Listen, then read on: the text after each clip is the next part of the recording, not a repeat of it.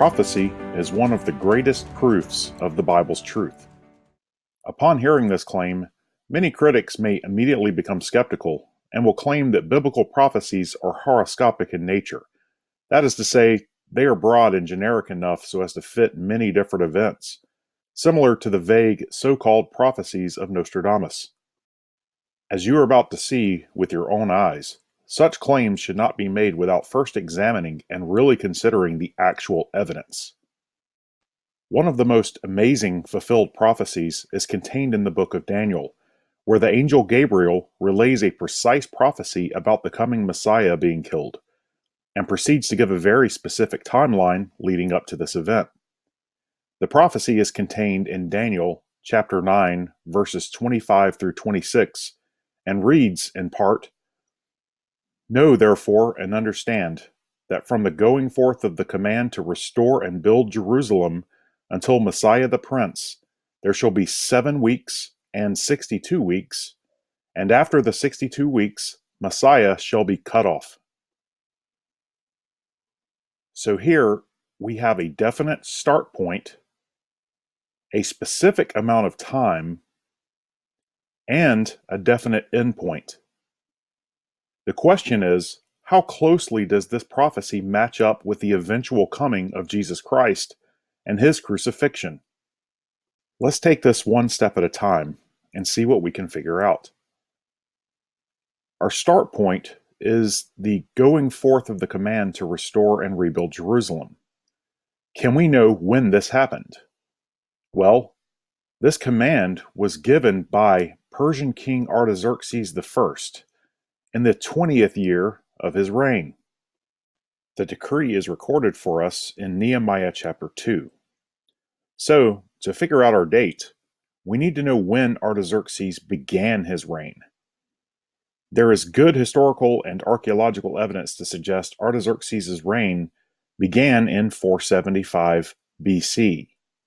So, 20 years later would make our start point 455 BC. This gives us our first specific data point. Second, we are given a particular timeline, 7 weeks and 62 weeks. It's important to note that the Hebrew word for weeks is really a word that means sevens, and here specifically refers to groups of 7 years.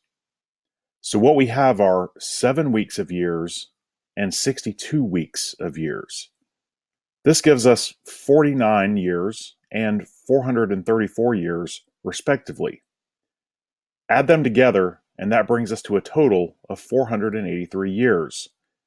This gives us our second specific data point.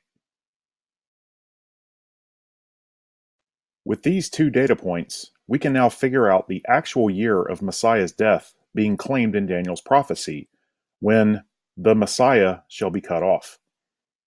If we start at 455 BC and go forward 483 years, that brings us to 29 AD. Remember that there's no 0 year between 1 BC and 1 AD. This gives us the actual prophecy date of Messiah's death as 29 AD. So now we're left with the big question. Does Daniel's prophecy match the year Christ was crucified? Well, let's look at it. We know that Daniel's prophecy points to 29 AD. Can we know when Christ was crucified? We can certainly get very close based on the information provided to us. According to Luke chapter 3, John the Baptist began his ministry in the 15th year of Tiberius Caesar's reign.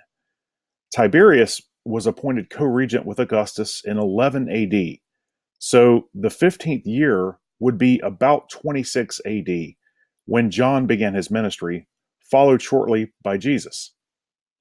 Scholars think that Jesus' ministry lasted approximately 3 years before he was crucified. If we add 3 years to 26 AD, that puts us at, yes, 29 AD.